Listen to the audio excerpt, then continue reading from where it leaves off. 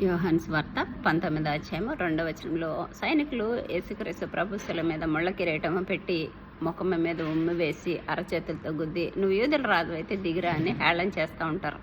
అప్పుడు యేసుక్రీస్తు ప్రభు వారు శిలువలో ఎలా ఉన్నారంటే వాడిగా మనుషుల చేత విసర్జించబడిన వాడుగా, వ్యాధిగ్రస్తుడుగా, మనుషులు చూడనొల్లని వాడిగా క్రీస్తు కనిపిస్తున్నారు. ఎందుకంటే మన నిమిత్తము మనలో కొంతమంది సహోదరులు ఎలా ఉంటారంటే వాళ్ళ జీవితంలో వ్యాధిగ్రస్తులుగా ఉండి దుఃఖంలో ఉంటారు, వేదనలో ఉంటారు, లేకపోతే తృణీకరించబడిన వారుగా నిందించి హింసించి హేళన చేస్తారు. వాళ్ళ గురించి అంటున్నాడు, మీ సెలవు దగ్గర మీరు నేను సెలవులో ఏ విధంగా నోరెత్తలేదు, మీరు కూడా నోరెత్తకుండా సెలవు దగ్గరకు వచ్చి సమర్పించండి అంటున్నాడు.